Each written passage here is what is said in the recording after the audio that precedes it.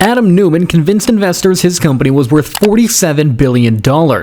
It was a co-working space. He rented office space, decorated it, then rented it back to other people. That's it. That was the business. And somehow, he almost got away with it. This is the story of the greatest con in startup history. The man who convinced the smartest investors in the world to fund a real estate company, as if it were the next Apple. In 2019, WeWork was the most valuable startup in the United States, worth more than Boeing, more than Ford, more than Goldman Sachs. $47 billion for a company that rented office space. Let's let that number sit for a moment. $47 billion for desks and beanbags and free kombucha. WeWork had never made a profit. It was actually losing money faster than almost any company in history. For every dollar it made, it spent $2. And yet, the investors kept coming. SoftBank alone poured in over $10 billion. So how does a company that loses billions convince the world it's worth $47 billion? One word.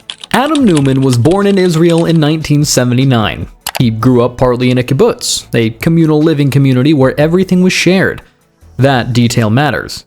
He never forgot it. He served in the Israeli Navy, moved to New York in his 20s with almost nothing, tried several businesses, failed at most of them. Then, in 2010, he co-founded WeWork with Miguel McKelvey. The idea was quite simple. Take large office spaces, divide them, and rent them to startups and freelancers who couldn't afford a full office.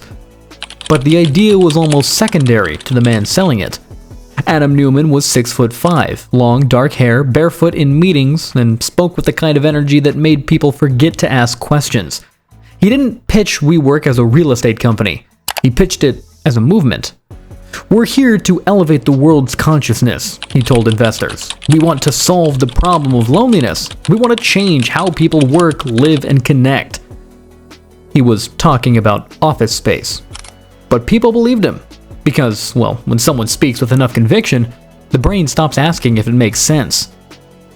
WeWork grew at a speed that defied logic. I mean, by 2014, it was in a dozen cities. By 2016, 50. By 2018, over 300 locations worldwide.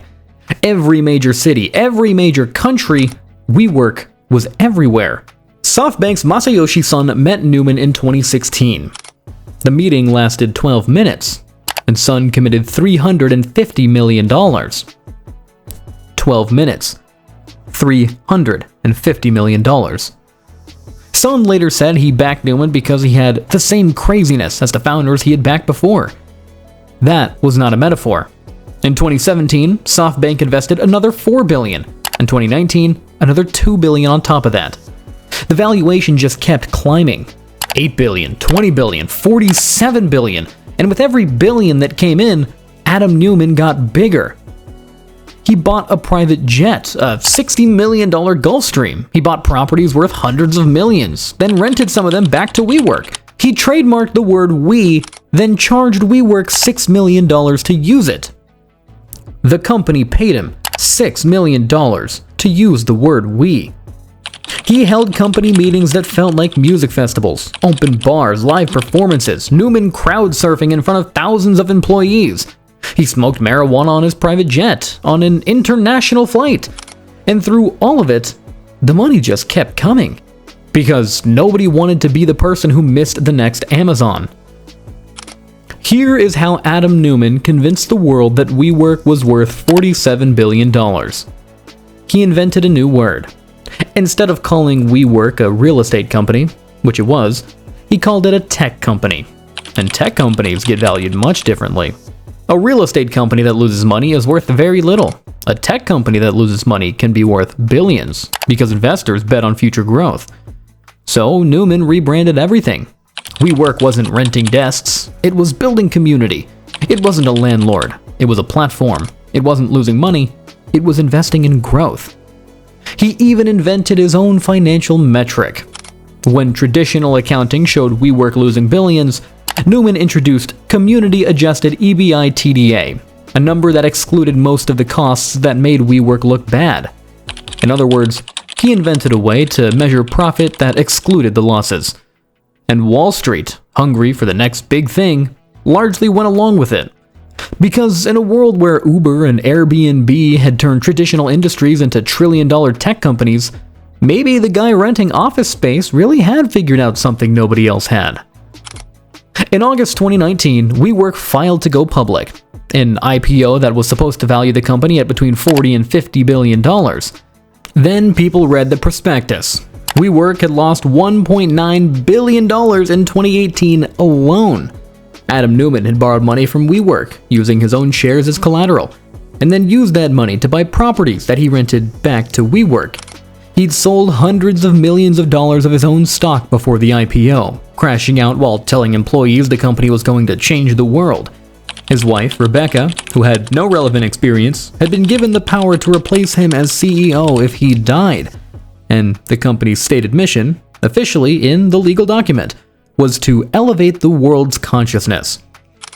In a prospectus filed with the United States Securities and Exchange Commission, the reaction was immediate. Investors who had never questioned WeWork's valuation suddenly started reading the numbers. The $47 billion valuation collapsed to $30 billion, then 20, then 10. The IPO was postponed, then canceled entirely. In just 6 weeks, WeWork went from the most valuable startup in America to a company fighting for survival. SoftBank, which had poured billions into WeWork, stepped in to save it. But the price was Adam Neumann. In September of 2019, Neumann resigned as CEO. As part of his exit package, WeWork paid him $1.7 billion to leave.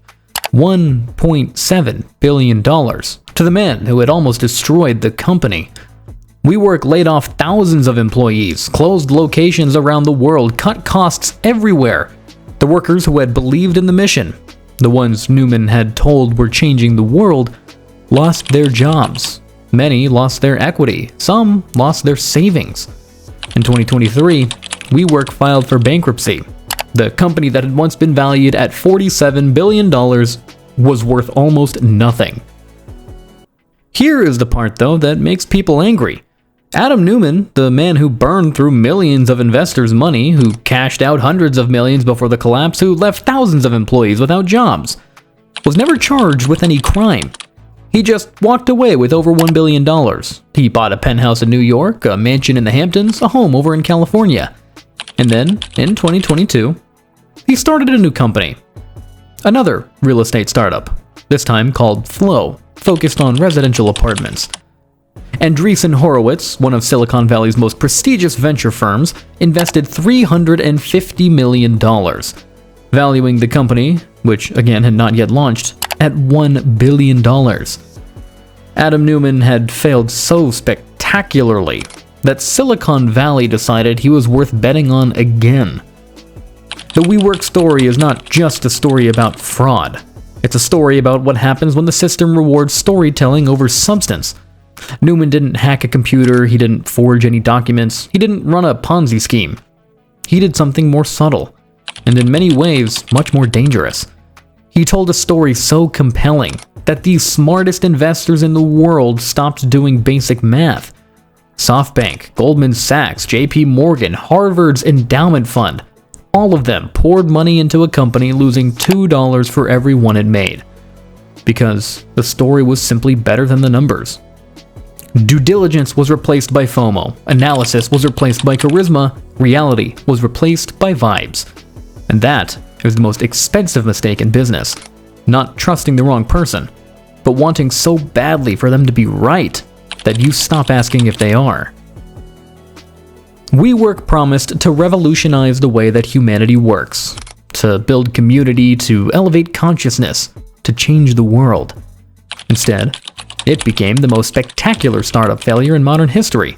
A company built on a story, a founder built on charisma, and $47 billion built on the oldest trick in business, telling people what they want to hear, until the money runs out. Adam Neumann didn't just sell office space. He sold the idea that believing hard enough is the same as being right. So, is Adam Neumann a fraudster or a visionary who just ran out of time? Drop your answer down in the comments below. I read every single one.